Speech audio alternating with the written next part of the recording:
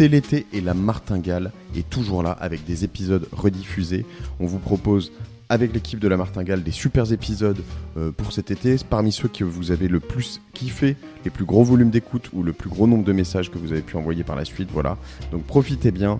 N'oubliez pas de partager ces épisodes à toutes les nouvelles personnes que vous rencontrez pendant l'été. Quoi, tu connais pas la martingale? Voilà. Vous prenez leur téléphone, boum, vous les abonnez. Je compte sur vous. Je vous embrasse. Je vous souhaite un bon été. Bonne écoute.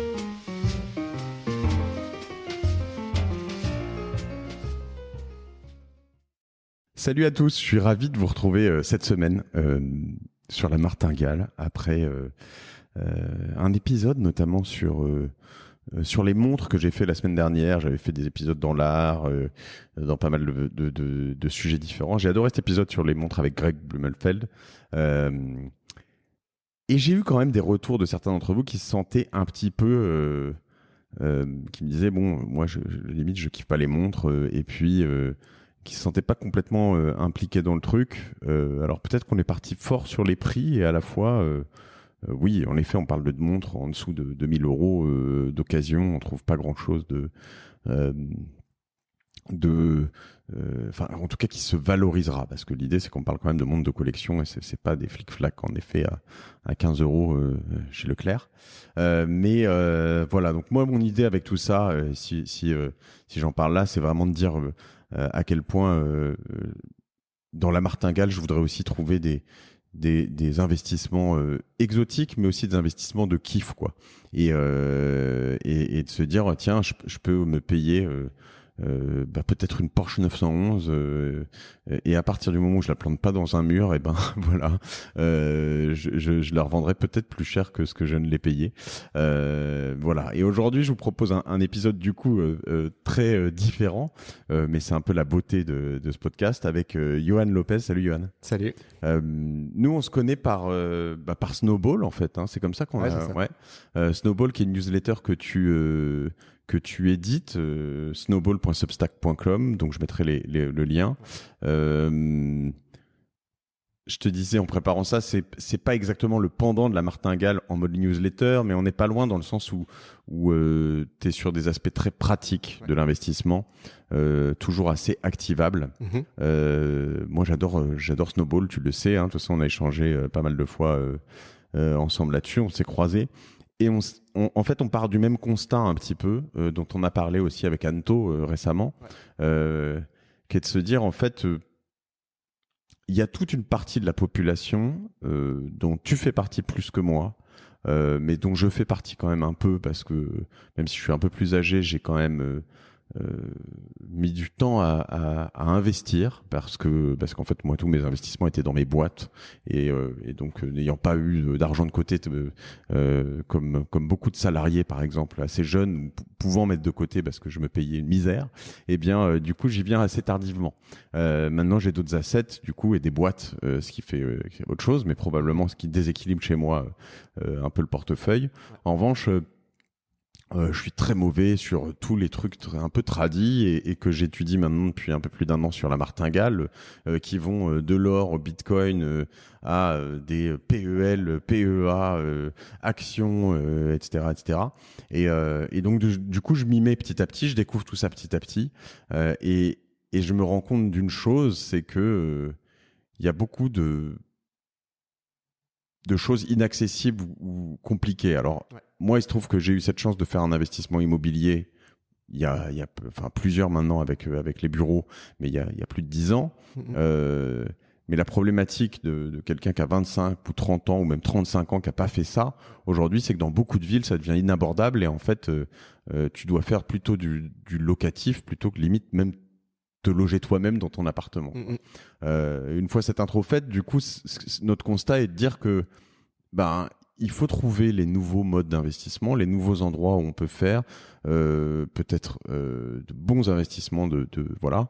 Il faut trouver les moyens d'en parler, notamment aussi dans un secteur financier où tu as 1 million d'intermédiaires partout dans tous les sens et où en fait tu as juste l'impression de te faire bananer à tous les coins de rue. Et du coup, tu vas chercher à aller chercher, explorer de nouveaux horizons, dans l'immobilier, justement, peuvent être l'immobilier papier ou dans l'or papier, l'or physique, etc. Les bitcoins, etc. etc. Ouais. Voilà, et c'est un peu de tout ça dont on voudrait parler. Moi, ce qui m'interrogeait en fait là-dessus, c'est que en échangeant avec toi, non seulement tu fais partie de cette génération qui a un accès différent à l'investissement, et donc tout a changé là-dessus. Mais en plus, tu as décidé un peu de resetter tout ça et de repartir à zéro. Tu peux m'en dire un peu plus là-dessus, Johan ? Ouais, bien sûr. Ouais.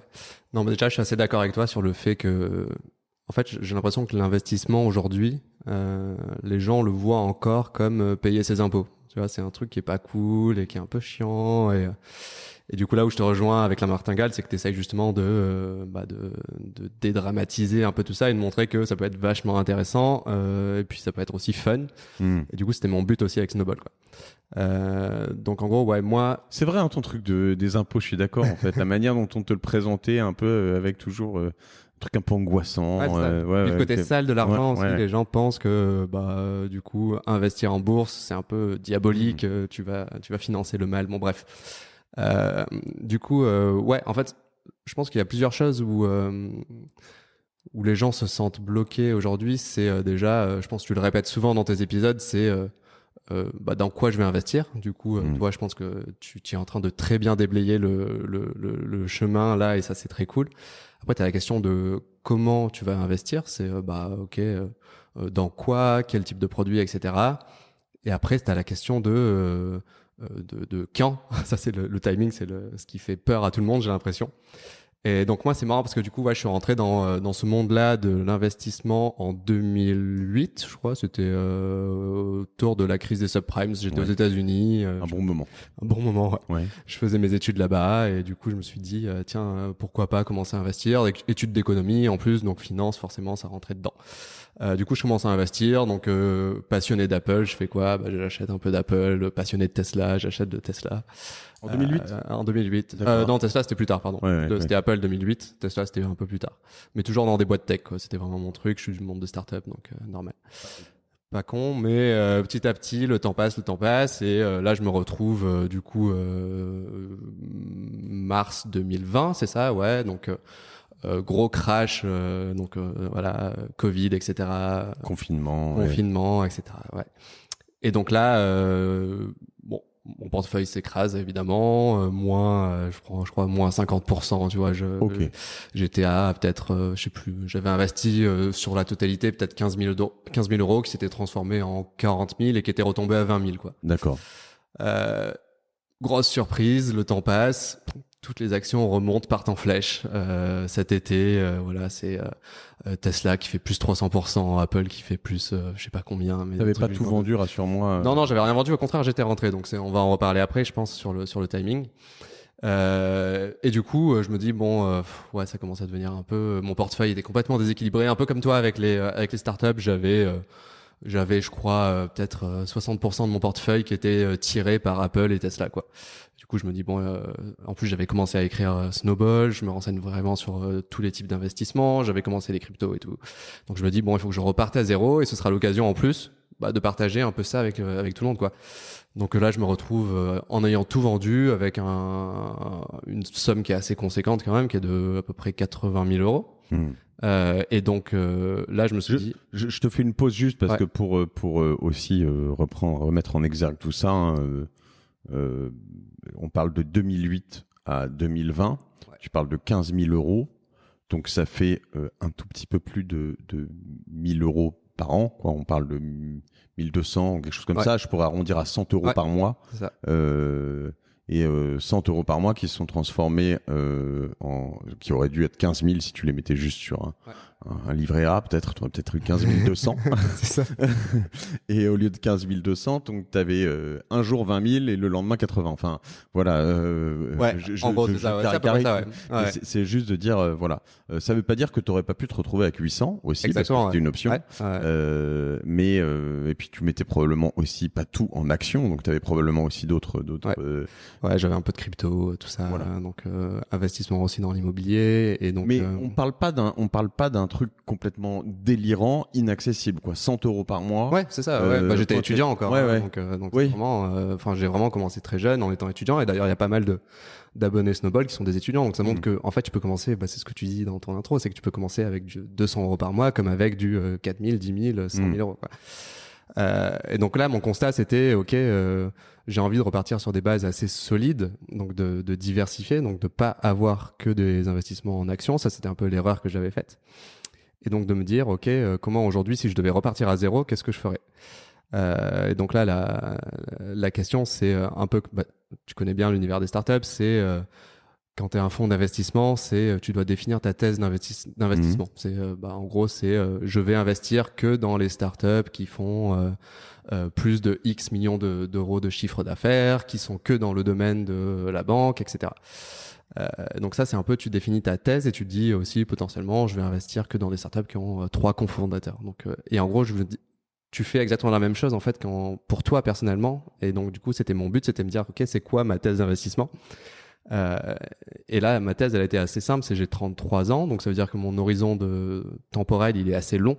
Je suis pas proche de la retraite, donc je peux voir sur du 20, 30, 40 ans et donc bloquer de l'argent très longtemps, très longtemps. Le deuxième truc, c'était j'ai un profil assez de type risqué, on va dire. Donc c'est-à-dire que moi, j'ai tendance à vouloir investir dans faire des paris, en gros, sur certaines valeurs, sans être une tête brûlée, quoi. À côté de ça, le truc qui est important, et c'est ce qu'on a dit, c'est que du coup, j'ai investi depuis 2008 régulièrement. Donc, j'ai acheté régulièrement du Apple, régulièrement du Tesla, etc., d'autres, du Facebook, d'autres. Et donc, l'idée, c'est de se dire, le plus important, en fait, c'est que tu peux pas, quand j'écoute la martingale, ça revient souvent, on peut pas, comme on dit timer le marché, quoi. C'est en gros, on peut pas prédire qu'est-ce qui va se passer. Et du coup, l'idée, c'est de se dire, en fait, si tous les mois tu mets X euros sur le même produit, en fait, ça va lisser ton risque sur 10 ans, par exemple. Donc, si tu achètes tous les mois 100 € d'Apple, des fois tu vas acheter cher, des fois tu vas acheter pas cher, des fois tu vas acheter moyen, et à la fin, en fait, tu te retrouves avec un investissement qui est beaucoup mieux que si tu étais rentré très haut, quoi. Donc, et peut-être un peu moins bien que si tu es rentré très bas. Et ce qui est quand même hyper facile à dire et hyper dur à faire. Je vais dire, moi je suis pas donneur de leçons, je crois que j'ai plein de défauts, mais j'ai pas trop celui-là. Mais autant là, donc on enregistre en septembre 2020, pour ceux qui écouteront cet épisode plus tard, il y a quand même un gros drop sur les valeurs techno depuis bientôt 10 jours, donc Tesla qui a pris super cher, voilà. Et donc moi j'avais investi, je suis ce qu'on appelle un Covid trader, hein, t'as entendu parler du terme, qui sont assez mal vus par les pros, etc. Parce que c'est une légion de traders, notamment aux États-Unis, hein, qui sont rentrés sur le marché juste après, vers le 15 mars, voilà. Et donc, ils sont mal vus parce que souvent, ils font n'importe quoi. Et puis ils tirent les marchés dans des endroits qui sont complètement irrationnels. Voilà. Et du coup, voilà. Et moi, j'ai vu commencer un drop. Et si je suis bien ce conseil, j'aurais dû me dire, OK, je remets 100 balles sur machin. J'ai tout vendu, quoi. Soyons clairs, j'ai tout vendu, tu vois. Et j'avais pris, et je suis content de moi en plus, tu vois. Là, je suis à presque 2 semaines après. J'ai tout vendu, tout mon portefeuille a pris encore moins 20% à partir. Enfin, je pense que j'ai tout vendu à moins 2, moins 3. Enfin, j'ai commencé à voir des trucs. J'étais pas sur Tesla à ce moment-là. Et du coup, voilà. Là, je me demande si je veux tout racheter, mais j'ai envie, évidemment, comme tous ces idiots de Covid traders, de me dire je vais attendre de taper le bas, et en l'occurrence il vient pas, quoi. Mais non, mais oui, en plus là on est vraiment dans un climat qui est complètement pas du tout rationnel, en fait. On est sur des valorisations qui sont en fait je sais pas, mais là je dis n'importe quoi, mais l'action Tesla a peut-être 50 trimestres d'avance en termes de valorisation, donc mais voilà, sans forcément même de voir l'actu, ce que je veux dire, c'est que psychologiquement, c'est dur. On le dit, mais quand ça drop, ne pas vendre et se dire non, je rachète encore plus. C'est dur. C'est pour ça qu'en fait, il faut automatiser. En fait, c'est ça, là, en fait, le plus dur dans l'investissement, c'est comment tu supprimes le côté psychologique, comment tu enlèves tes biais cognitifs, etc. Et ça, la meilleure façon, en fait, c'est de le planifier. Tu vois, toi, tu as monté plusieurs boîtes. Tu fais quoi? Tu fais un business plan qui est un peu, en gros, ton guide. En gros, c'est un tuteur qui va te dire, OK, j'ai envie d'aller dans cette direction. Tu sais très bien que tu vas pas y aller. Tu as peu de chances que toutes tes hypothèses soient bonnes, mais par contre, tu dis, OK, c'est vers là que je vais. Ouais. Maintenant, j'ai même presque arrêté les directions et les business plans. J'ai mis le Nord. Tu vois, voilà, là. c'est ça. Et puis j'ai ma North Star, mon étoile du Nord. Ouais. Et puis je suis cette étoile en me disant, je vais bien y arriver un jour. Mais j'évite de mettre trop de chemin. Parce non, que sinon, tu te rends compte que tu peux pas y arriver. Et donc, en gros, ouais, du coup, moi, je me dis, c'est quoi mon étoile du Nord, là, en termes d'investissement? Ouais. T'avais, donc, tu peux voir sur le long terme. Tu as un profil de type risqué sans être sur une tête brûlée. Ouais. On peut rien prédire. Ça, c'était les 3 points que tu m'as dit sur ta thèse d'investissement. Ouais, il y en a d'autres. En fait, c'est j'investis régulièrement X euros. Donc, en gros, c'est ce qu'on appelle la stratégie DCA ou Dollar Cost Averaging. Alors, c'est marrant, la finance, c'est un peu comme les startups. C'est très anglicisé en termes de... Et du coup, là, ça veut dire, en gros, t'investis tout le temps la même somme. Ça peut être tous les 3 mois, je mets 1000 euros de Bitcoin ou tous les 6 mois, j'achète, je sais pas moi, 1 kilo d'or. Bon, si je peux acheter 1 kilo d'or. Dollar cost averaging. Averaging, ok, ouais. En gros, c'est du placement en français. Alors, c'est placement, je sais plus comment c'est la traduction, mais bon. Tu moyennes ta douleur. Tu moyennes, c'est ça, exactement. Ouais. Et après, le dernier truc, c'est, en tout cas pour moi, c'est j'investis dans des choses que je connais. Alors, c'est pas forcément évident pour tout le monde. Moi, je suis côté business, donc quand je parle de bourse, c'est des trucs qui m'intéressent. Mais tu as le moyen de te renseigner assez facilement ou de te faire conseiller parfois, quoi. Et donc, ça veut dire, par exemple, je connais pas du tout l'industrie de l'énergie. Donc, en gros, je vais pas trop y toucher. Ça, en général, c'est quelque chose qui marche bien, de se dire, OK, imaginons tu travailles dans le secteur de la food, quoi, donc tu connais bien comment ça marche, tu connais bien opérationnellement comment ça fonctionne, et du coup tu te dis bon, c'est potentiellement un truc que je connais bien, du coup j'ai une belle vision de à quoi va ressembler McDo dans 20 ans, etc. Ouais, tu vois, je le mets sur l'univers de mon expertise, en fait. Tu m'aurais entendu il y a 4-5 ans te parler d'Instagram et à quel point j'y croyais, etc., etc. Je pouvais, en fait, si j'avais vu une stratégie d'investissement à ce moment-là, voir un truc que en fait, finalement, beaucoup de financiers ne voyaient pas parce qu'ils voyaient pas la puissance de ces médias comme je la voyais, en fait. Ouais. Même si, okay. C'est ça. Sauf que ça, parfois, du coup, il faut le contrebalancer parce que du coup, si tu fais que ça, en fait, tu fais un peu l'erreur que j'ai commise, c'est t'investis que dans la tech. Ouais. Et du coup, en fait, des fois, il faut se faire un peu se flageller et aller voir ailleurs qu'est-ce qui se passe. Donc c'est pour ça que j'aime beaucoup la martingale, où j'ai découvert des trucs en fait que je connaissais pas. Donc l'or, évidemment, je savais que tu pouvais investir dans l'or, mais je savais pas que c'était aussi simple. Et en fait, t'as acheté des lingots? Non, j'en ai pas encore acheté, mais j'en ai acheté un peu sur Revolut. Ouais. Et c'est ça qui est marrant, c'est qu'en fait j'ai l'impression pareil dans l'investissement, je pense qu'on est un peu à l'âge, tu vois. Je me souviens, alors je suis un peu plus jeune que toi, mais en 2005 ou en 2000, lancer une startup, c'était hyper compliqué. Tu vois, t'avais des barrières à l'entrée énormes, il fallait que tu aies tes serveurs dans le garage, etc. Mais rien que même créer une boîte, c'était compliqué. Ouais, voilà. Aujourd'hui, physiquement, c'était compliqué. Aujourd'hui, presque en 2 clics, tu vois, sur Conto, bah voilà, paf, ton compte il est fait, il dépose tes statuts, etc. Et du coup, j'ai l'impression qu'en fait, on est à peu près l'équivalent de 2005 aujourd'hui en investissement, c'est que les barrières, elles tombent, en fait. Tu peux acheter des actions en 3 secondes sur Revolut ou sur eToro ou sur plein d'autres brokers en ligne. Tu peux investir en or, en 3 clics, pareil, c'est stocké dans une banque. Tu peux acheter des cryptos hyper vite. Bon, je pense que tout ça est en train de tomber. Du coup, ça facilite vachement l'entrée et la diversification. Et ça, c'est hyper important. Et du coup, ça, c'est un truc, c'est j'ai envie d'être hyper diversifié. Donc ça, c'est une autre partie de ma thèse. C'est la diversification. Et finalement, c'est le dernier, c'est celui que tu disais, c'est t'as du mal à vendre, mais en fait, si tu te donnes ton étoile du Nord, et par exemple, tu te dis, en fait, ça c'est ce qu'on appelle la réallocation de ton portefeuille ou le rebalancing en anglais, c'est tu te dis, bah, je veux par exemple que les crypto-monnaies, ça fasse que 10% de mon portefeuille, et imagine demain, le Bitcoin, il explose, il passe à, je sais pas moi, il passe de $9,000 aujourd'hui ou 10 000, je sais plus à combien il est, à 20 000. Bah, tu vas faire quoi en fait? Du coup, le poids du Bitcoin dans ton portefeuille, il va exploser et du coup, en fait, tu vas avoir un portefeuille complètement déséquilibré. Et en fait, de te dire que tu voulais que ça fasse 10%, ça veut dire que bah tu vas vendre le Bitcoin automatiquement à un prix très haut. Et du coup, ça te force à te dire, ok, je vends haut et j'achète bas parce que du coup, en fait, tu rééquilibres ton portefeuille. Et ça, c'est un truc. Alors le mieux, c'est de pouvoir l'automatiser. Aujourd'hui, tu peux pas vraiment le faire en bourse, sauf si tu achètes des ETF ou des trucs comme ça. Mais en tout cas, toi, il faut que tu le fasses encore aujourd'hui à la mano. T'as pas vraiment de possibilité de le faire. Alors dans les cryptos, t'as des trucs qui le font. T'as des outils comme Shrimpy. C'est un truc, en fait, tu dis, je veux avoir 30% de Bitcoin, 70% d'Ethereum. T'appuies sur un bouton, tu achètes 500 € sur Coinbase ou Binance.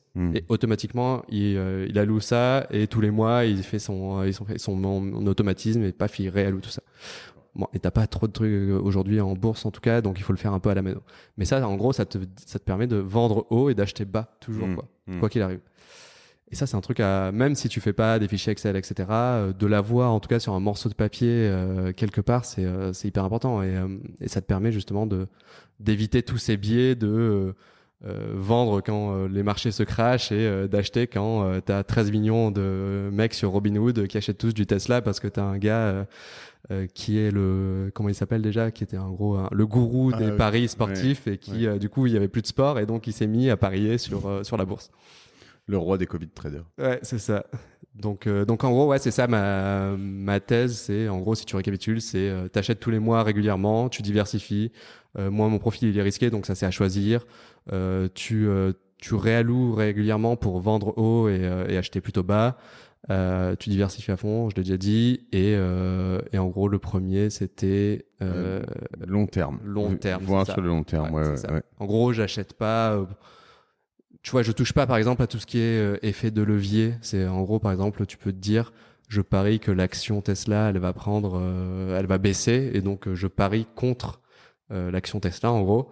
Ouais. Et là, tu peux perdre énormément d'argent. Il y a un mec qui s'est suicidé aux États-Unis parce que il avait mis, je sais plus, $10 000 et il s'est retrouvé à devoir des centaines de milliers de dollars.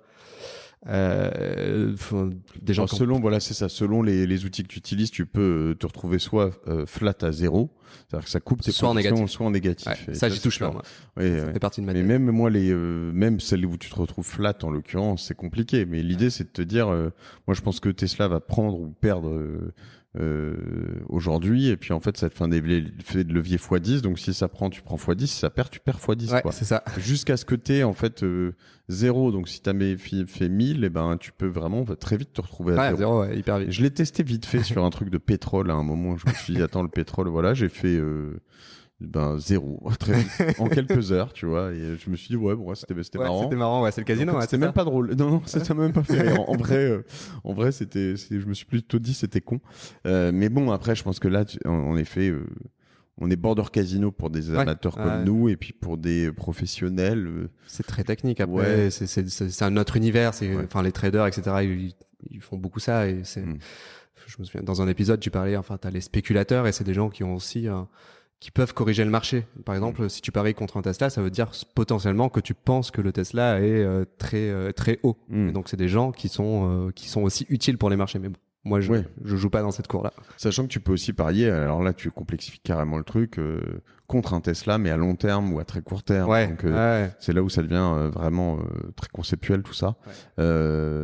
Rentrons pas dans ces détails parce que sinon, on va se perdre. Non, mais oui, mais en l'occurrence, tu fais ça aussi avec souvent l'immobilier quand même, sur pas mal d'aspects. C'est-à-dire que, d'ailleurs, dans les bourses et l'IMO, on parie tous quand même de notre génération, et c'est un biais, je pense, auquel il faut quand même faire attention, c'est qu'on parie tous sur une hausse permanente. Et ça, c'est une des choses sur lesquelles, quand on parle du mouvement FIRE, un super épisode qu'on a fait avec Victor. Et ben écoute, Victor Liora, on a quand même une base, une thèse d'investissement qui est de se dire tout va monter. Les cracks immobiliers, ça a existé. Quand on voit les prix qu'il y a là, tu te dis c'est quand même pas débile que ça puisse arriver un jour. Non, c'est sûr. Les cracks boursiers, etc. Donc, mais en fait, je pense que la thèse de ça ne peut que monter si tu pars d'une hypothèse où qu'il y a une croissance économique constante. Donc oui, forcément, l'économie dans son ensemble, il y a des chances que dans 100 ans, elle soit plus haute que ce qu'elle est aujourd'hui. Donc toi, t'es quand même plutôt dans cette démarche. Tu te dis pas... Ouais, mais je me dis, en fait, sauf que, en fait, j'investis pas sur l'économie dans son intégralité. J'ai pas les moyens déjà. Et du coup, en fait, il y a forcément l'immobilier à Paris, peut-être dans 10 ans, il peut cracher pour X, Y raison. et peut-être qu'il remontera pas, mais qui montera dans un autre endroit. Et donc en fait, c'est ça que c'est hyper compliqué à parier sur ces trends futurs, mais bon. Mais en tout cas, je suis persuadé que l'économie dans son ensemble ne peut que monter. C'est juste que tu peux pas trouver à chaque fois tous les trucs qui vont monter, quoi. Donc là, t'as tout vendu. Ouais. Là actuellement. Ouais. T'as le cash. J'ai tout vendu. Ouais. Ouais. Et tu réfléchis à ce que tu vas faire, ou tu as commencé à agir, ou ça va En gros, ce que j'ai fait là, j'ai fait un peu mon plan. Je me suis dit, ok, j'ai en gros, j'ai 4 stratégies que j'ai envie d'utiliser. C'est d'investir dans des produits qui sont pas corrélés au marché financier. Donc en gros, c'est l'or, l'art, les objets de collection, les Lego, les vinyles, enfin les Lego. J'adore lier. Ouais. Et du coup, c'est de se dire en fait tout ça, c'est lié à des marchés où il y a de la rareté, et c'est pas lié à des marchés financiers. Donc et c'est bien de le mettre comme ça. C'est ce que je disais dans mon intro en fait, sur les montres. C'est un peu ça. C'est un peu l'idée de se dire en fait, t'as d'autres typologies de valeurs, une valeur sentimentale, une valeur plaisir, de rareté, plaisir, etc., qui est quand même intéressante. Qui, pareil aussi, a quand même elle est liée au marché dans le sens, pas au marché financier, mais à l'économie dans le sens où si tout s'effondre, a priori, une montre, tu la payeras pas au même prix que quand tout est bien sûr, au plafond, quoi. Mais oui, c'est sûr, il y aura beaucoup moins de nouveaux riches, etc., et donc beaucoup moins de tension sur le marché de la montre, sûrement. Et du coup, donc ça c'est une première chose. Donc en gros, c'est comment tu te protèges contre les mouvements financiers, quoi.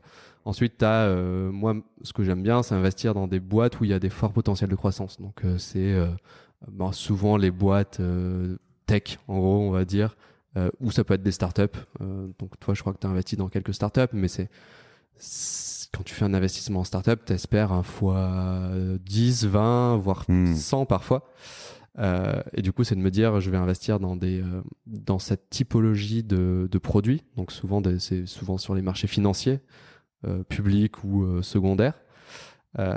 Et ensuite, tu as tout ce qui est, en gros, la doctrine de Warren Buffett, c'est d'investir dans des boîtes qui sont sous-cotées. C'est de trouver la boîte qui a un prix qui est en dessous de sa valeur fondamentale. En gros, c'est imaginons, je sais pas moi, aujourd'hui, je pense qu'il y a beaucoup sur les marchés de boîtes qui sont sous-valorisées. Si tu prends hospitalité, tourisme, etc. Bon, on sait pas trop de quoi est fait le futur, mais si demain le Covid disparaît, vaccin, etc., les gens se remettent à voyager, les boîtes qui ont pris cher aujourd'hui, croisières, etc., en fait, elles vont repartir, quoi. Donc, il y a quand même tout un pan de l'économie qui est potentiellement sous-valorisé. Donc ça c'est un truc et ça demande quand même pas mal de recherche. Ouais, c'est ça, parce que souvent en plus ces marchés sont même là plein Covid, ils sont pas non plus, ils sont pas fait complètement exploser, quoi. Non. Les compagnies aériennes, ça va être compliqué. Ouais. Mais en effet, après il y a aussi, je crois là-dessus, pour les très bons ou ceux qui savent un peu, soit des connexions de gens, que tu as des infos sur des choses, etc. Soit tu suis. Alors je parle pas même forcément des leads initiés, mais ce que je lis ou ce que j'écoute dans les podcasts. Moi, j'écoute des podcasts comme ça va me revenir, mais Invest Like the Best, et un autre qui est vraiment très bien et que je vais trouver pendant que tu parles juste après. Mais où je vais avoir des stratégies d'investissement de certaines personnes qui vont dire, même dans les résultats trimestriels de boîtes cotées au second marché, enfin pas dans les marchés, pas dans le CAC 40 par exemple, tu vas voir par exemple des boîtes qui en fait là faut être quasi pro, hein, ou alors être un peu complètement nerd, mais tu vas voir leur chiffre d'affaires progresser de manière assez hallucinante, voir leur marge progresser de manière assez hallucinante. Pourtant leur code bouge pas parce que personne s'intéresse à ces boîtes. Ils sont pas publics. Elles sont publiques dans le sens elles sont cotées, mais elles sont pas publiques dans le sens. C'est pas le grand public qui va regarder ça, etc. Peu de gens les commentent, puis tout d'un coup. Tu vois un truc et eux ils vont rentrer, alors pour des professionnels avec des millions ou des choses comme ça, mais et en fait souvent un moment et ils restent en revanche. La stratégie de Warren Buffett, c'est pas. Tu restes, tu restes longtemps. Non, de toute façon c'est une des pires stratégies et du coup c'est ce que je regrette quand j'ouvre Revolut et que je vais dans la partie trading, c'est que ils te mettent en top, en gros, les boîtes dans lesquelles tout le monde investit. Et du coup, en fait, si tout le monde investit dans cette boîte, c'est que, enfin, ça potentiellement le prix va être décorrélé de sa valeur, quoi. C'est en gros, c'est ce que dit encore une fois, j'aime beaucoup Warren Buffett. Il dit, en gros, c'est be fearful when others are greedy and be greedy when others are fearful, quoi. C'est en gros, c'est en gros, si tout le monde achète du Tesla, oula, attention, ça veut dire qu'il y a peut-être un truc qui va pas, quoi. Et par contre, si personne achète de telle boîte, c'est qu'il y a peut-être un coup à faire et du coup, il faut creuser. Il y a allez, je te laisse aller. Attends, je te laisse faire le quatrième. Je te laisse faire le quatrième. Le quatrième, c'est un peu mon préféré parce que je suis quand même quelqu'un qui aime les risques. Et le dernier, en gros, c'est de se dire, en gros, alors je connais pas du tout la traduction en français, mais c'est la barbell strategy. C'est en gros, tu te dis que tu vas investir dans une toute petite partie de ton portefeuille, donc peut-être 5% ou 10% dans quelque chose de très très très très risqué, mais avec un potentiel qui peut être du coup du x100, voire même plus, quoi. Comment t'as dit barbell? Barbell, ouais, c'est, tu sais, comme les trucs de fonte, là, de muscu. Ouais, c'est ça. En gros, oui, c'est ça, c'est les poids, quoi. Donc, en gros, c'est que tu peux, faire un x100. Et donc là, ça, pour moi, alors, je pense que les aficionados de crypto vont te dire que c'est pas risqué parce qu'ils s'y connaissent beaucoup, mais pour moi, ça reste quand même quelque chose de quand même assez risqué. Les startups, pareil, si tu mets un ticket de 20 000 euros dans une startup, tu connais pas trop, elle a même pas sorti de produit, etc. Mais potentiellement, ça peut être un Stripe ou un Airbnb demain, quoi.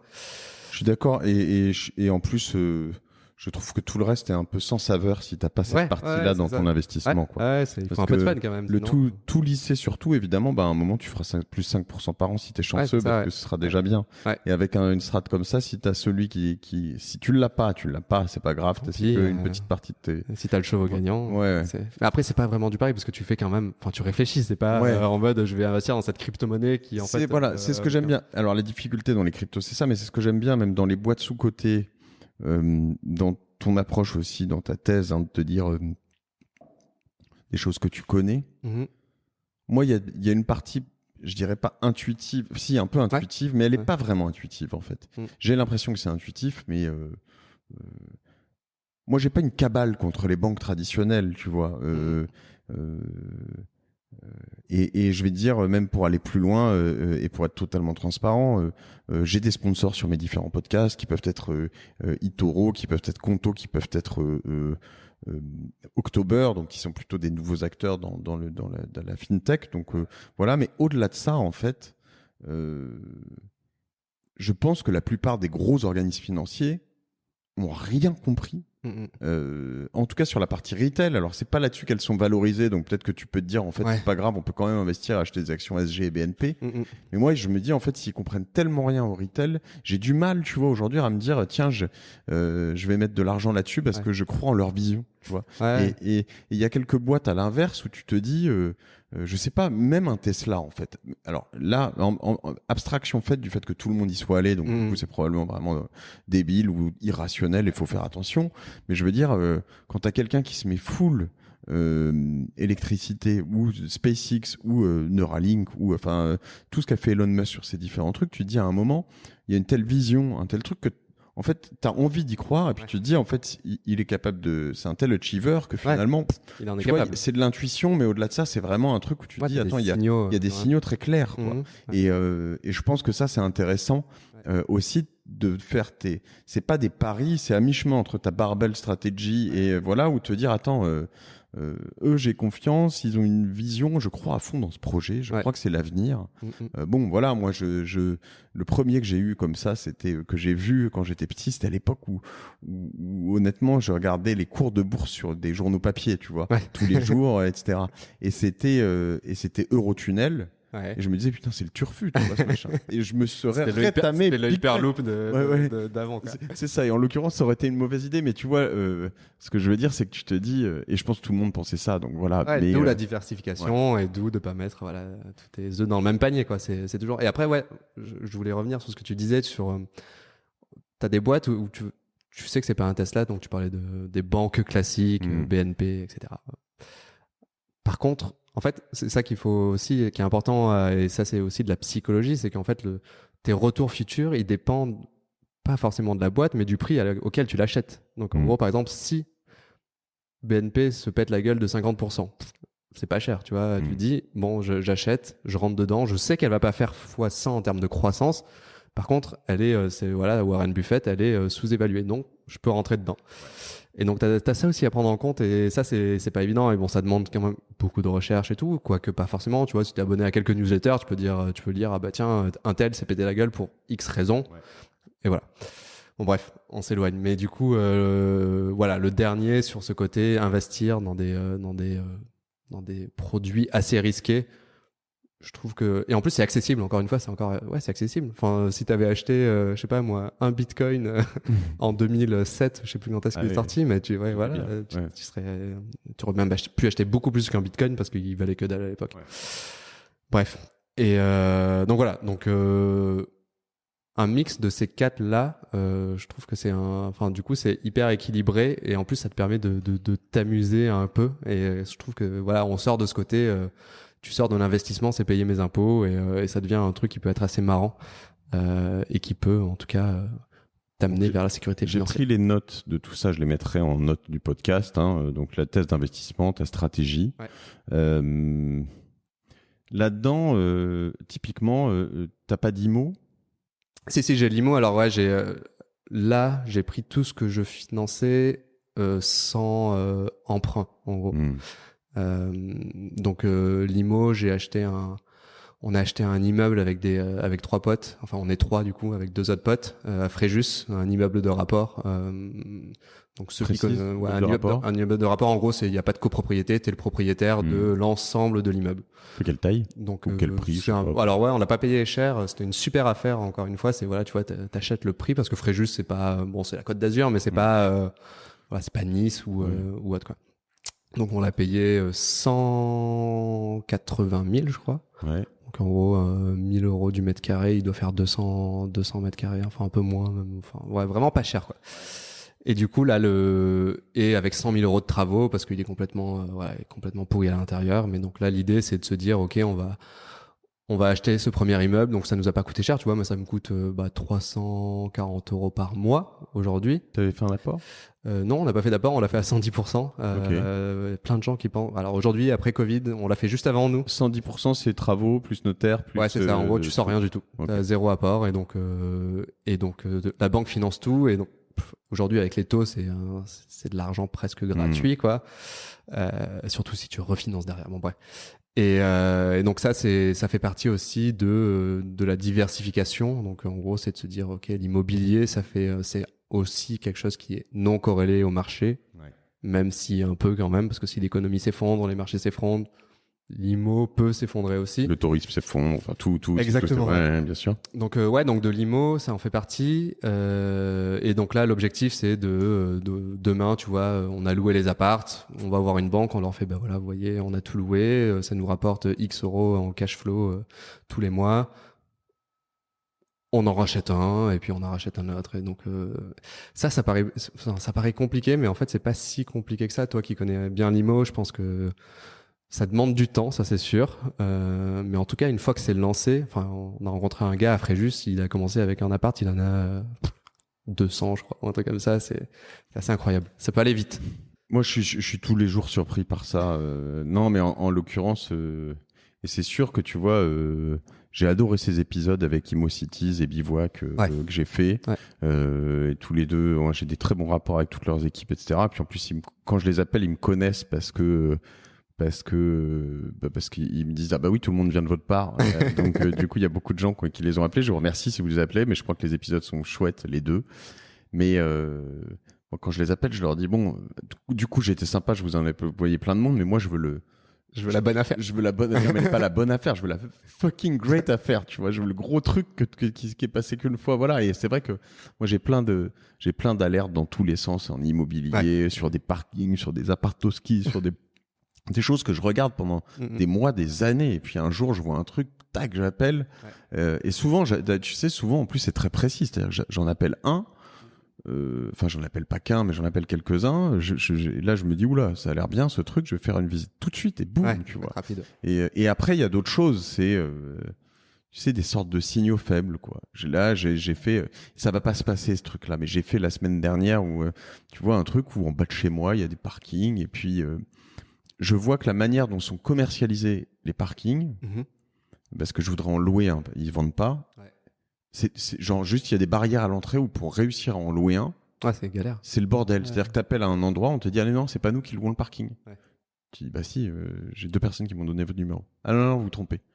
Là, tu rappelles, tu finis par tomber sur quelqu'un, puis il te dit, ah oui, si, c'est madame machin, oui, non, excusez-moi, parce que bon, je savais pas, etc. Là, tu te rends compte qu'en fait, bah, du coup, il y a 0 parking qui sont loués là-dedans. Ouais. Et eux, ils louent ça pour le compte d'un bailleur, un propriétaire. Et lui, il a la moitié de son parking qui est vide parce qu'il a filé ça à des branquignoles. Et du coup, voilà. Donc, je dis à mes branquignoles, justement, bah, est-ce qu'ils vendraient pas 1 ou 2 parkings? Il me dit, ah non, il en a 100, laisse tomber, il les vend pas. Ouais. Je dis, est-ce qu'ils vendraient pas les 100? Et elle dit, ah, peut-être.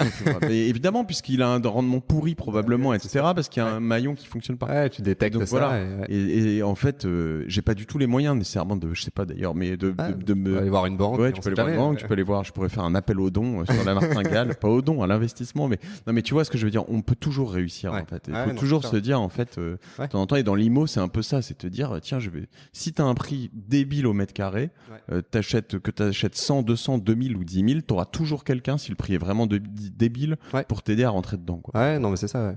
Et puis ouais, non mais enfin ça aussi je pense que les gens se mettent des barrières en se disant que l'immobilier parfois certains, tu vois, si t'as pas un gros salaire, etc., que c'est inaccessible. Alors oui, évidemment, je pense que certains sont plus en difficulté que d'autres et tout le monde n'est pas au même niveau. Mais j'ai écouté le podcast c'était Jonathan, je crois, de l'Arcole. Ouais, sur la génération du Turcel. Qui était étudiant et qui a acheté des chambres de bonne avec son prêt étudiant. Et je pense que si t'es un peu filou, tu cherches les bonnes affaires. Là, moi, j'entends des gens qui achètent en ce moment. J'ai signé ce que tu appelles le PGE, donc pour les boîtes, c'est le prêt garanti par l'État. Ouais. Donc c'est pas l'État qui te donne de l'argent, c'est la banque, mais c'est garanti par l'État. Donc je précise juste parce qu'on dise pas que les gens qui font ça sont, c'est quand même garanti par l'État. À la fin, moi je l'ai pas fait et voilà, j'ai signé un truc disant que je le ferais pas, mais je sais qu'il y a beaucoup de gens qui utilisent des PGE pour faire des acquisitions immobilières ou des choses comme ça, parce qu'en effet, donc c'est pas loin d'être un peu pareil, c'est que tu détournes un usage d'un argent qu'on t'a traité, mais si ça tourne à la vinaigrette, tu peux quand même t'exposer à quelques déconvenus. Non, c'est sûr. Je recommanderais, soyons clairs, pas de le faire. Non. Je ne recommande pas de le faire. D'ailleurs, je recommande rien du tout sur ce podcast. Non. Je vous raconte des histoires avec Johan. Donc, qu'est-ce que tu nous recommandes? Non, t'as rien compris. Ok. Tout ça, c'est clair. Donc là, tu vas rentrer. Du coup, j'imagine que l'idée, c'est pas que tu rentres avec 80 000 d'un coup. Non, surtout pas. Comment tu fais là? T'es day one aujourd'hui. Comment tu vas faire dans les prochaines semaines, prochains mois? On est quand même dans une grosse vague d'incertitude. C'est quoi le plan là? Alors là, mon plan, en gros, c'est de me dire, déjà de définir c'est quoi les pourcentages de qu'est-ce que je veux en crypto, qu'est-ce que je veux en action, qu'est-ce que je veux, etc. En or, en art, tout ça. Donc ça, c'est un peu la première étape. Et une fois que j'ai ça, tu l'as défini? Ouais. Donc en gros, tu l'as mis dans ta newsletter ou Non, je l'ai pas, mais en gros, c'est en gros, ce sera 60%, si je me trompe pas, à peu près, ou 50% actions, obligations, 10% sur crypto, 10% à peu près sur investissement start-up un peu risqué. Et là, j'en suis à combien? J'en suis à 80, je crois. J'ai 50% actions, 10% crypto, 10% startup. Ouais, et donc le reste, c'est tout ce qui est décorrélé du marché, donc art, or, montres, vin, un peu tous ces investissements-là. J'ai pas inclus l'immobilier dedans parce que je voulais séparer en gros mes investissements financés par de la dette et de ce que j'ai en cash, quoi. C'est 100% dont on parle, donc là c'est 80 000 euros. Le reste c'est de l'emprunt et c'est autre chose. Ouais, c'est ça. Et après évidemment là il y a mes 80 000 euros, mais tous les mois je prendrai de l'argent de mon épargne que j'investirai. Et ce serait par exemple combien par mois? Ça dépend des mois, mais par exemple quand j'étais salarié, c'était en gros disons quand j'ai commencé ma carrière, je mettais genre 200 euros par mois, même pas, parfois c'était 100, parfois c'était rien, et là dernièrement c'était autour de 500 à peu près, Et donc ça dépend forcément des mois, mais tu vois, c'est pas des sommes gigantesques. Et évidemment, tu vois, quand on est en décembre, bah du coup, je mets rien du tout parce qu'il y a les cadeaux. Et c'est pas bien, tu vois. C'est pas bien, c'est comme ça que tu pètes tes stratégies. Non mais tu vois, ouais, je dis ça, mais j'avais fait cet épisode sur le goal-based investment et je suis Nalo, Nalo, et je suis hyper fan de Ramit Sethi, cet Américain qui dit en fait, tu vois, s'il met 500 € par mois, c'est 500 € pour lui. C'est pas le bonus, quoi. C'est pas le truc qui reste, je le mets dans le. C'est vraiment 500 € qui sont, ça fait partie intégrante de sa vie. Et le mec, il raconte dans un épisode avec, je sais plus, c'était James Altucher ou Tim Ferriss, le mec raconte que, en fait, à 24 ou 25 ans, il avait payé son mariage et sa bague de fiançailles, alors qu'il n'avait pas encore rencontré sa femme, tu vois. Et en gros, le goal-based investment, donc pour ceux qui connaissent pas, on a fait un épisode avec Nalo il y a quelques mois.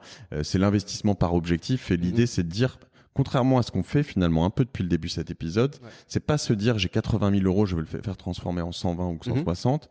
C'est de se dire en fait j'ai des objectifs dans la vie.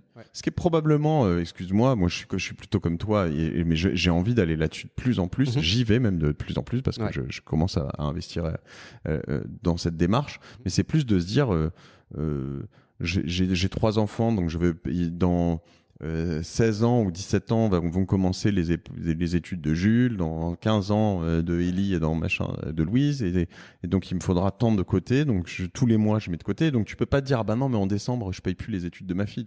Et non mais tu vois ce que je veux dire. Finalement c'est plus ça de se dire ça te force, ça te permet de voir, alors c'est un peu moins sécurite, mais ça te permet de voir en fait le monde à l'envers, c'est-à-dire que surtout pour les Américains, nous on n'est pas complètement comme ça, mais eux qui vivent énormément à crédit, finalement ils vont toujours emprunter pour les études de leurs enfants, ou leurs enfants vont emprunter pour eux-mêmes leurs études, et finalement tu marches sur la tête parce que tu passes ta vie à payer des trucs du passé. Fuite en avant. Et là l'idée c'est de payer un peu des trucs du futur. Non mais en effet le goal base, moi aussi c'est un truc que j'adore. Alors tu vois, tu as des produits comme Nalo qui te permettent de le faire facilement et je trouve ça génial. Moi, si je voulais le faire avec ma stratégie demain, il faudrait que je me fasse des fichiers Excel avec des trucs un peu dans tous les sens. Et j'ai envie de le faire parce que je trouve ça hyper intéressant. Et t'investis pas dans les mêmes choses si t'investis pour les études de tes enfants. Oui, parce que t'achètes pas des cryptos, quoi. Ça. Mais pour finir sur ce raisonnement, en fait, ce que je dis, c'est que là, je parle des études des enfants, mais ça va aussi sur, par exemple, te dire tous les ans, je veux me payer un Club Med à 8 000 €, si t'es, voilà, non, ou n'importe quel voyage à tel moment. Et du coup, ça va répartir toutes tes, exactement, voilà. Et à la fin, il a ce qu'il appelle, lui, Ramit Sethi, le guilt-free money. Donc, l'argent sans guilt, sans culpabilité. Donc, il te reste 300, 400 € par mois. Et puis ça, c'est vraiment ce que tu fais. Tu en fais ce que tu veux, en fait. Et lui, il va même jusqu'à dire, j'ai 200 € par semaine sur les restos. Donc en revanche, il ne dépense jamais plus de 200 € par semaine sur les restos, sauf si c'est du guilt-free money et qui peut aller un peu plus loin. Exactement. Ce truc. Et ça, en effet, la partie budget, on en a pas parlé, mais c'est un truc. J'en parle dans Snowball parce que en fait, c'est ta partie budget à toi. Du coup, pareil, j'essaye de me mettre des limites à chaque fois, et les gens trouvent que ça fait un peu geek, autiste, etc., et que ça t'enferme, mais j'ai l'impression qu'au contraire ça te redonne un peu du pouvoir et de la liberté sur tes finances, quoi. C'est un peu ce qu'on m'avait dit sur l'épisode de Victor Liora, où même moi je me moque un peu de lui, je me dis mais t'es une barre de fer en fait, t'es juste un énorme radin, quoi. Je pense, c'est ça, mais en l'occurrence oui, en effet faut se mettre dans le juste milieu. Toi du coup sur ces fichiers Excel, cette allocation moi, c'est un des problèmes que j'ai, entre guillemets, c'est que je travaille beaucoup, voire énormément, et en fait, j'ai pas le temps. Tu vois, j'ai pas le temps de faire ça en plus, etc. Et donc, me dire tous les mois, toutes les fins de mois, tiens, mon portefeuille crypto représente 20%, il faut que j'en vende la moitié. Tu vois, là-dessus, je me dis, en fait, j'ai d'autres choses à faire. Ouais, bien sûr. Ouais. Comment tu gères ça? Je me lève tôt. C'est vrai, ouais. Non, aujourd'hui, en vrai, à part les cryptos où tu as des outils pour l'automatiser, je te dis, les actions, à part, enfin, tu pourrais très bien, par exemple, un truc que tu peux faire, toi, si t'as pas envie de te faire chier, c'est, tu te dis, j'achète un ETF. Alors, pour les gens qui connaissent pas, un ETF, c'est un fonds indiciel, je crois, en français. En anglais, c'est Exchange Traded Fund. Ouais, c'est ça. Et l'idée, en gros, c'est de se dire qu'il y a des gens qui vont acheter à ta place toutes les actions. Alors, soit par exemple, ça peut être toutes les actions du CAC 40.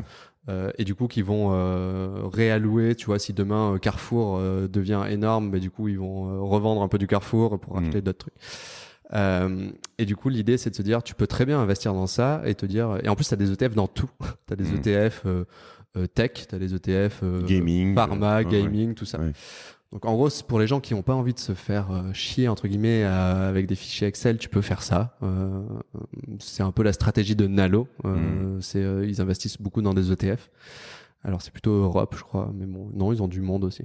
Mais donc tu peux faire ça. Et sinon, je précise, on a parlé de Nalo beaucoup. Je suis pas sponsorisé par Nalo. Toi non plus, je crois pas. Non plus, non. Voilà, ils ont des concurrents. Yomoni aussi. Voilà, que j'ai vu aussi. Voilà, il y en a plein d'autres. Mais cela dit, j'essaye d'être sponsorisé par un de ceux-là et on en parle aussi. Donc voilà. Mais non, parce que quand on a ça, je préfère être toujours transparent. Ah ouais, non, mais moi aussi, je le dis aussi sur Snowball quand je parle de quelqu'un. Et du coup. Aujourd'hui, non, il n'y a pas vraiment de produits. Alors, il y a des produits aux États-Unis qui permettent d'automatiser tes portefeuilles d'actions. Il n'y en a pas vraiment en France. Il n'y en a même pas, je crois. Donc, tu dois tout faire à la mano. Mais du coup, c'est un truc que j'ai envie d'explorer. Tu vois, en fait, on parlait des barrières à l'entrée et je pense qu'il y a vraiment il y en a encore quelques-unes et je pense qu'on est au début. Tu vois, aujourd'hui, il y a des outils no-code dans le monde des startups et je pense que demain, il y aura un peu l'équivalent des outils no-code en investissement. C'est ça, parce qu'en fait, finalement, tu te dis, mis à part l'immobilier, qui est quand même différent, parce que tu vas pas acheter et vendre ton appartement comme ça sur c'est trop, je dois vendre 20% de cet appartement.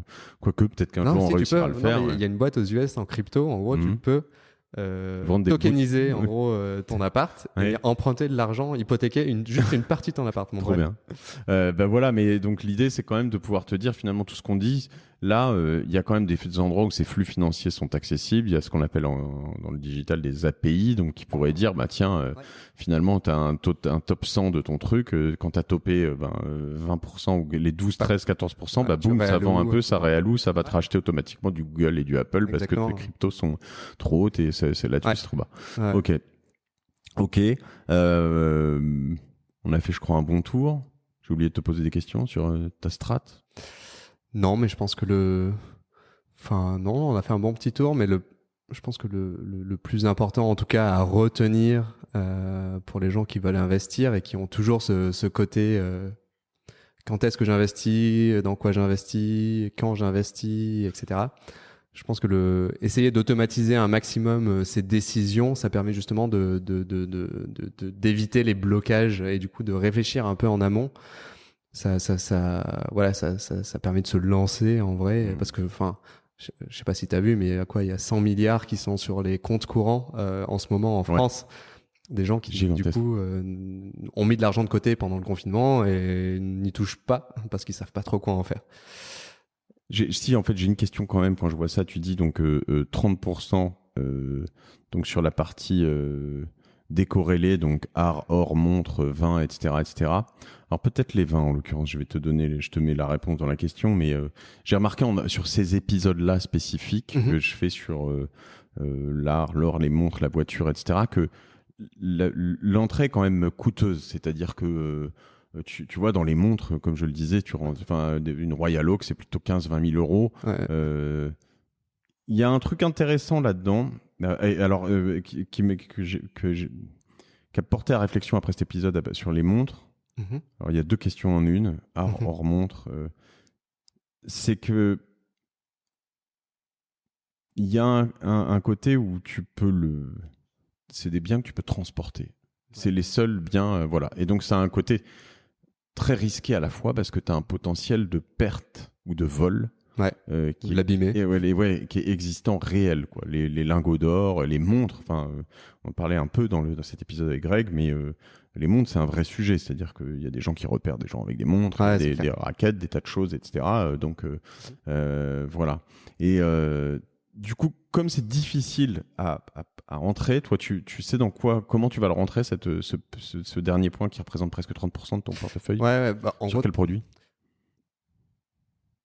Déjà, moi, j'avais commencé à investir un peu sur l'art via un produit américain qui s'appelle Masterworks.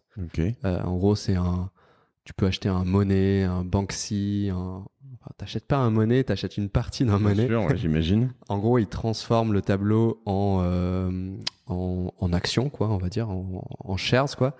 Et tu peux acheter $2000 d'un monnaie, quoi. Et du coup, ça te permet d'éviter le problème de stockage, parce que eux, ils l'achètent eux-mêmes, ils en sont propriétaires. Ouais, ils en sont propriétaires. Okay. Ils ont une galerie à Soho, à New York, où tu peux y aller si t'es investisseur. Donc assez marrant, tu peux aller voir ton monnaie, enfin le centimètre que tu possèdes du monnaie, quoi. Et j'ai bien fait de te poser cette question. Tiens. Ok. Et du coup, ça c'est super intéressant. Et t'as d'autres outils. Il y en a un, c'est souvent américain. Je pense qu'ils ont un temps d'avance, un peu comme dans la tech. T'as un autre service qui te permet d'investir dans des cartes magiques, dans des cartes Pokémon qui valent aujourd'hui des dizaines de milliers d'euros, sans la posséder parce que c'est eux qui le stockent. Un peu comme t'as des services en France avec le vin, je crois. T'avais reçu quelqu'un où ils stockaient le vin aussi. Et du coup, tu peux acheter aussi une partie. Et donc, ça, encore une fois, ça casse les barrières à l'entrée. Tu vois, acheter une Rolex, peut-être que demain, tu achèteras une partie d'une Rolex qui est stockée. De temps en temps, ils la revendent quand elle a pris de la valeur. Et toi, tu fais ton cash out et voilà, quoi. Mais aujourd'hui, moi, j'aime beaucoup les montres. Donc, je me dis, investissement plaisir, pourquoi pas m'acheter une montre t'en as à 3000 euros, à 2000 euros. Et du coup, voilà, pourquoi pas en acheter une. Que je mettrai pas souvent, donc je la stockerai chez moi, etc. Mais en gros, moi, les trucs dans lesquels je veux investir, c'est j'aimerais beaucoup me lancer dans le design. Il y a un designer c'est l'ancien designer de Braun, Dieter Rams, je sais pas si tu le connais, mais qui a influencé Apple, etc. Donc c'était très très grand designer, et j'aimerais beaucoup me créer une collection de ces objets en fait qui n'arrêtent pas de prendre de la valeur. Et c'est un truc que j'aimerais beaucoup faire, et tu trouves aujourd'hui sur le Bon Coin des trucs à 300 balles, à 1000 balles, et donc un peu à tous les prix.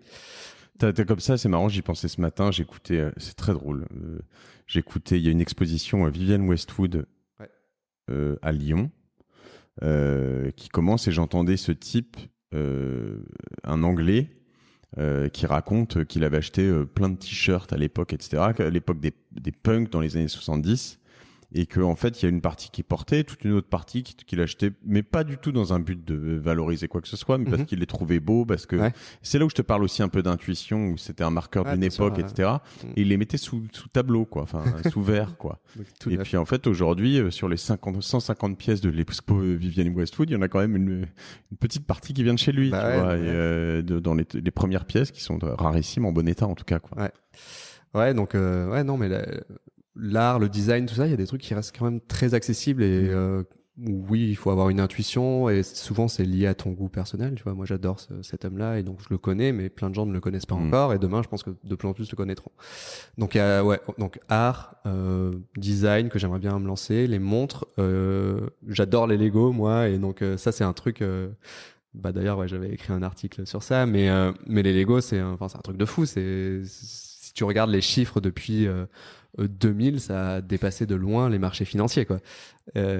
Si t'achètes les bonnes pièces. Voilà, j'ai découvert ça par le biais de mon ami Albin Périgaud, d'ailleurs, qui écoute certains des podcasts. Si tu écoutes ça, Albin, je t'embrasse, qui a acheté des Lego en effet un moment. Alors tu les achètes neufs, on est bien d'accord que tu les donnes pas à tes enfants pour qu'ils ouvrent la boîte et qu'ils y jouent. Hein. Ce que je fais, c'est moi j'en achète 3 et j'en ouvre un pour moi. Donc je m'étais acheté 3 fusées de Saturn 5 là qui étaient sorties.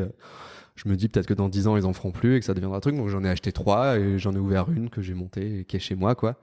Donc il y a toujours un peu ce côté, je pense que dans tous ces produits un peu décorrélés, il faut que ça garde un côté plaisir, et donc que ça reste pas juste acheter pour acheter, quoi. Et j'ai eu je sais pas, c'est pas une poupée LOL ou un truc comme ça, je sais pas ce que c'était. J'ai acheté récemment un truc pour ma fille chez, je crois que c'était Micromania, je pense que c'était des poupées LOL, je sais pas, c'était, et en fait ma femme me dit mais elle veut absolument celle-là, elle kifferait trop, on l'a jamais trouvée, mais nous on l'a acheté juste, tiens, elle est dispo en stock ici, très bien, quoi. Je l'achète. En ce moment je demande, quand on me propose un sac plastique, je dis non tout le temps, tu vois, ma part écolo, donc je dis non, je veux pas de sac plastique, et puis je me balade avec, puis je la pose, je vais boire un coup, et puis le serveur me dit si vous voulez je vous je vous offre le verre en échange de cette poupée qui devait valoir 20 balles. Donc je lui dis, bah non, c'est pas un bon trade-off. Il me dit, je suis même prêt à mettre 50 € de plus. Et là, je le regarde et je lui dis, de quoi tu parles en fait, tu vois. Et en fait, je crois que celle-ci en particulier était très rare en fait. Et lui, il me dit, bah ouais, j'en ai 40, je les stocke toutes. Celle-là, je l'ai pas, je la cherche. Voilà. Et du coup, tu vois, à un moment, j'ai hésité, je dois t'avouer. Mais tu vois, gagner 50 balles tout de suite, faire x5 sur ton truc, why not? Je me suis dit, non, c'est celle que veut ma fille, je vais pas gratter 40 €, tu vois, sur. Mais en l'occurrence, des trucs totalement inattendus. Ouais. Ah ouais, non, mais moi, je me rappelle, il y a 4 ans, je sais pas si tu te souviens, Snapchat avait sorti des lunettes aux États-Unis. Ouais. Et en fait, ce que je faisais, moi, c'est que j'en chopais sur eBay et je les revendais à des gens qui voulaient absolument les acheter parce qu'elles n'étaient pas sur le marché. Je les revendais, je les achetais 150 balles et je les revendais 500, quoi. Ouais. Et il y a même un gars qui est venu en scooter, qui m'en avait acheté 3. Il m'a dit, t'en as pas 10. En fait, il venait les acheter pour une famille saoudienne qui restait à un palace et qui voulait absolument 10 lunettes pour ses enfants. Donc, en fait, il y a des petits trucs comme ça que tu peux détecter de temps en temps pour faire, on sort un peu de l'investissement sur du long terme, mais bon, t'as un côté fun quand même autour de ça. Hyper fun. Faudrait que je fasse un épisode sur les sacs à main aussi, parce qu'il y a quoi faire. Ah ouais, non, là, c'est un truc de fou, ouais. Et donc, et le dernier, c'est, donc j'ai dit art, et or, c'est un truc, et aujourd'hui, c'est hyper simple. Enfin, dans Revolut, dans tous les courtiers, tu peux acheter de l'or hyper facilement. Même toi, t'avais reçu des gens sur la martingale. Oui, sur l'achat de la d'or en barre. C'est différent, l'or papier, l'or en barre. Enfin, il y a encore une fois moi, j'ai pas encore, mais c'est vraiment un truc que je veux faire. L'or, je crois que je veux acheter un lingot. Peu importe, j'ai presque envie de dire, non, pas peu importe la valeur, mais un peu, tu vois, dans l'idée. C'est-à-dire que je préférerais même avoir un bout de lingot, mais me dire, je pense que c'est bien d'avoir des trucs un peu physiques de temps en temps. Ouais, c'est un peu défensif, tu vois, dans l'idée. Mais ça fait partie clairement de la stratégie de se défendre contre demain une inflation ou autre. C'est toujours un bon investissement. Et puis l'or, ça a toujours été une valeur refuge. Je pense que ça restera toujours une valeur refuge. Bah ouais, c'est ça. C'était avec l'épisode avec le CEO de goldmarket.fr, Rafik Malklouf, qui est un bon épisode. Et moi, il m'a vraiment. Alors que je me disais, en fait, attends, l'or, ça sert à rien, t'investis pas dans l'économie réelle, etc., etc. Et je suis sorti de ce truc en me disant, bon, ok, 5-10% de mon truc là-dedans. Voilà. Le problème, c'est que les 5-10% de ce que je cumule, ça fait au moins 200-300%. Donc, ça fait beaucoup plus. Il va falloir que j'emprunte. Merci. Merci. Donc, Snowball, voilà, je le lis religieusement. Je ne dis pas ça par flagornerie, mais voilà. Donc, snowball.substack.com. Abonnez-vous. C'est cool. Vous verrez, il y a plein de monde. C'est très communautaire aussi. Et je pense que c'est que le début. On se dit ensemble qu'il faudrait qu'on fasse des choses ensemble pour faire vraiment quelque chose de un vrai média autour nouvelle génération autour de tout ce qui est finance perso. On en reparlera si vous avez des idées, si vous avez des gens autour de vous. La nouvelle génération. Merci Johan, merci beaucoup. Merci à toi, c'était cool. Très cool. Je remercie à tous aussi de me faire part de vos feedbacks et puis de vos idées et puis de vos idées d'intervenants aussi, mise en relation, de gens qui rentrent bien dans ce profil. Moi, j'essaie d'évoluer, tu vois, avec un peu cette martingale où mon positionnement d'origine était de découvrir. Au bout d'un moment, je peux pas faire tu vois, l'idiot du village à découvrir toujours la même chose. Donc, il va falloir qu'on le fasse évoluer un petit peu. Je réfléchis à plein de choses autour de ça, mais c'est super chouette ce qu'on vit autour de ces médias, en tout cas. Ouais, carrément. Bon, je vous embrasse. Oubliez pas de partager ces épisodes autour de vous et puis de noter 5 étoiles sur Apple Podcast en particulier. Ça fait remonter tout ça dans les classements et puis de mettre des gentils commentaires à droite, à gauche. C'est important. Salut, à bientôt sur la Martingale. Ciao, ciao.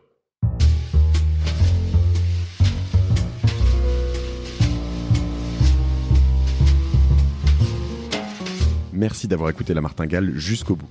Si cet épisode vous a plu, n'oubliez pas de le partager autour de vous, de vous abonner à la newsletter sur lamartingale.io et si vous trouvez 5 petites minutes, de mettre une note 5 étoiles ainsi qu'un commentaire sur Apple Podcast. Ça nous aide beaucoup pour remonter dans les classements. La Martingale est produit par Cosa Vostra, une agence de conseil tech et créative qui accompagne ses clients dans leur stratégie digitale pour qu'ils gagnent en visibilité, en singularité et en efficacité. Je remercie toutes les équipes pour la production. Je vous retrouve dans 15 jours. Je suis Mathieu Stéphanie et je vous dis merci.